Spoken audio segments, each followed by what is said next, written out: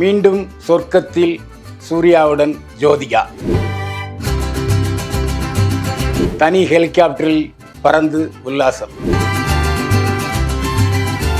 மத்திய அமைச்சர் முருகன் ஏஆர் ரஹ்மானை சந்தித்தது ஏன்? வெற்றிமாறனை கண்டதும் வாளை சுருட்டி கொண்ட நடிகர் கவின்.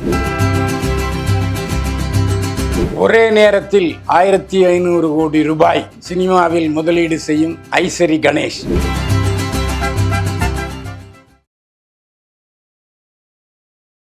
என்னை வாழ வைத்துக் கொண்டிருக்கும் யூடியூப் சேனல் நேயர்களுக்கு நன்றியும் வணக்கமும்.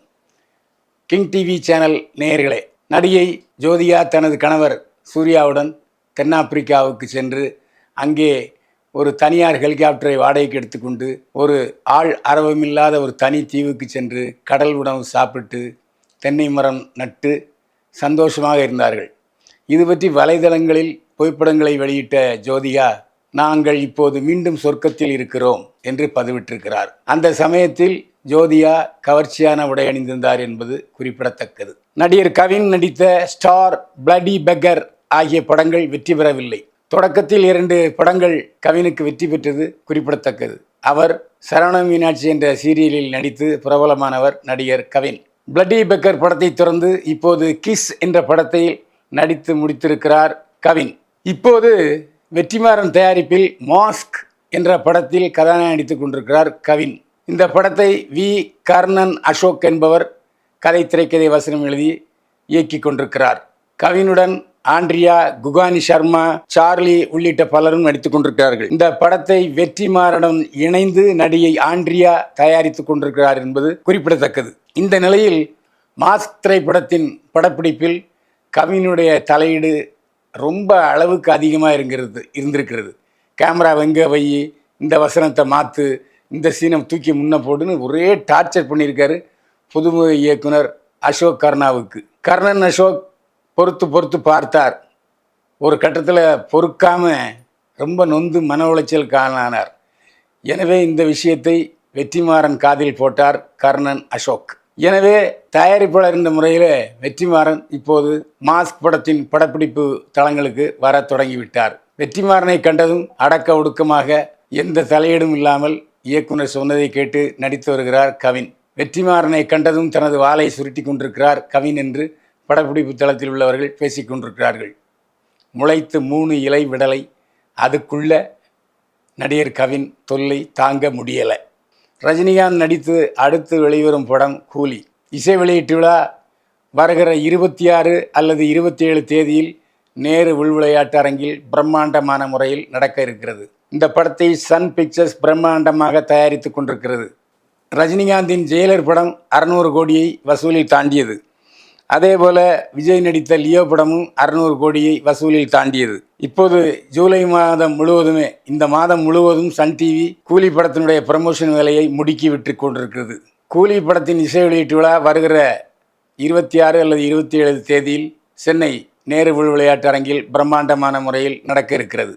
இந்திய சினிமாவே இந்த விழாவை எதிர்பார்த்து காத்து கொண்டிருக்கிறது என்று ரசிகர்கள் ஆவலுடன் இந்த விழாவை எதிர்நோக்கி கொண்டிருக்கிறார்கள். அனிருத் இசையில் ஏற்கனவே சிக்கிடு என்ற பாடல் வெளியாகி ரசிகர்களை உசுப்பி விட்டு கொண்டிருக்கிறது. சிக்கிடு என்ற படத்தில் ப்ரமோஷனுக்கு இயக்குனர் நடிகர் டி. ராஜேந்தர் சிக்கிடு சிக்கிடு என்று நடனமாடிய காட்சி ரசிகர்களை குத்தாட்டம் போட வைத்திருக்கிறது. இந்த பாடல் வெளியீடு கூலி படத்தினுடைய ரிலீஸை மிகவும் எதிர்பார்க்க வைத்துவிட்டது. இசை வெளியீட்டு விழா நிகழ்ச்சியில் ரஜினிகாந்த், அமீர்கான், நாகார்ஜுனா, உபேந்திரா, சன் பின் சாஹிர் என்று ஒட்டுமொத்த நடிகைகள் இந்த விழாவில் பங்கேற்கிறார்கள். சில மாதங்களுக்கு முன்பு மத்திய அரசால் ஒருங்கிணைக்கப்பட்ட வேவ்ஸ் என்ற பொழுதுபோக்கு உச்சி மாநாட்டில் ஏஆர் ரஹ்மான் இசையமைத்த சத்யம் சிவம் சுந்தரம் என்ற பாடல் மிகப்பெரிய வரவேற்பை பெற்றது. இப்போது அதே சத்யம் சிவம் என்ற சுந்தரம் என்ற மியூசிக் ஆல்பத்தை தயாரித்திருக்கிறார் ஏஆர் ரஹ்மான். இதற்காக மரியாதை நிமித்தமாக அந்த வீடியோ ஆல்பத்துக்கு பாராட்டு தெரிவிக்கும் விதத்தில் ஆஸ்கார் நாயகன் ஏஆர் ரஹ்மானை மத்திய அமைச்சர் முருகன் சந்தித்தார் என்று தெரிகிறது. இப்போது வடசென்னை 2ஆம் பாகத்தில் வெற்றிமாறன் இயக்கத்தில் நடிகர் சிம்பு நடித்து வருகிறார். ஏற்கனவே வடசென்னை 1 பாகத்தில் தனுஷ் கதாநாயகன் நடித்திருந்தார். அந்த படத்தில் இடம்பெறாத காட்சிகள் பலவற்றை வெற்றிமாறன் வைத்திருக்கிறார். இப்போது அவர் இயக்கும் வடசென்னை 2ஆம் பாகத்தில் வடசென்னை முதல் பாகத்தில் விட்டு போன சில தனுஷ் நடித்த காட்சிகளை இணைப்பதாக இருந்தது. இதை கேள்விப்பட்ட தனுஷ், தயவு செய்து வடசென்னை 2ஆம் பாகத்தில் என்னுடைய காட்சிகளை இணைக்காதீர்கள், அப்படி நான் நடித்த காட்சிகளை இணைக்கும் போது 20 கோடி ரூபாய் எனக்கு தாருங்கள் என்று தனுஷ் சொல்லியிருக்கிறார். இதை கேள்விப்பட்ட வெற்றிமாறன் இதற்கு பதிலடி கொடுத்திருக்கிறார். வடசென்னை 2ஆம் பாகத்தில் முழுக்க முழுக்க சிம்பு நடித்த காட்சிகளே இடம்பெறும். வடசென்னை முதல் பாகத்தில் தனுஷ் நடித்த காட்சிகள் வடசென்னை 2ஆம் பாகத்தில் இடம்பெறாது. எனவே தனுஷுக்கு பணம் கொடுக்க வேண்டும் என்ற கோரிக்கை இதில் உள்வராது என்று சொல்லியிருக்கிறார் வெற்றிமாறன். இதனால் தனுஷுக்கும் வெற்றிமாறனுக்கும் இடையே இருந்த பிணக்கு முழுவதுமாக நீங்கிவிட்டது. இப்போது தமிழ் சினிமாவிலே வியாபாரம் இருக்கிற நெருக்கடியான சூழ்நிலையில் கார்ப்பரேட் நிறுவனங்களே தயாரிப்பை மூடி வைத்து விட்டது. பல வெற்றி தயாரிப்பாளரும் கூட இப்போது படம் தயாரிக்க முன்வரவில்லை. படம் தயாரித்து கொண்டிருக்கிற அத்தனை பேரும் பட்ஜெட் பட தயாரிப்பாளர்கள், புதுமுக தயாரிப்பாளர்கள். இந்த சூழ்நிலையில் கல்வி வள்ளல் ஐஸ்வரி கணேஷ் ஒரே நேரத்தில் தன்னுடைய ஐஸ்வரி வேல்ஸ் இன்டர்நேஷனல் சார்பில் 10 படங்களை தயாரிக்கப் போவதாக அறிவித்தார். ஒரே ஆண்டில் 1500 கோடி ரூபாயை தமிழ் சினிமாவில் முதலீடு செய்ய திட்டமிட்டிருக்கிறார் தயாரிப்பாளர் ஐஸ்வரி கணேஷ். ஏஎல் விஜய் இயக்கத்தில் பிரபுதேவா, தமன்னா நடித்த தேவி என்ற படத்தை முதலில் ஐஸ்வரி வேல் ஃபிலிம்ஸ் இன்டர்நேஷனல் சார்பில் தயாரித்தார். அதற்கு பிறகு போகன், ஜூங்கா, எல்கேஜி, தேவி 2, கோமாளி, மூக்குத்தி அம்மன், வெந்து தணிந்தது காடு உள்பட பல படங்களை தயாரித்தார்.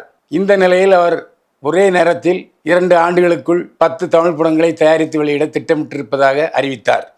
குறைந்தது ஒரு படத்தின் தயாரிப்பு 100 முதல் 150 கோடி ரூபாய் என்று வைத்துக் கொண்டாலும் நிச்சயமாக 1500 கோடி ரூபாய் தயாரிப்பு செலவுக்கு ஆகும். இதில் சுந்தர் சி இயக்கத்தில் உருவாக இருக்கும் மூக்குத்தி அம்மன் 2 திரைப்படம் பிரம்மாண்டமாக உருவாகி கொண்டிருக்கிறது. இந்த படம் மட்டுமே 150 கோடி ரூபாய் முதல் 200 கோடி ரூபாய் வரை செலவாகும் என்று மதிப்பிடப்பட்டிருக்கிறது. மேலும் கௌதம் மேனன், வெற்றிமாறன், மாரி செல்வராஜ், பிரேம்குமார், ஜூட் ஆண்டனி, அருண்ராஜா காமராஜ், விக்னேஷ் ராஜா, செல்லா, ஐயாவு, கணேஷ் பாபு ஆகியோர்களின் இயக்கத்தில் 10 படங்களை தயாரிக்க இருப்பதாக ஐஸ்வரி கணேஷ் தெரிவித்தார்.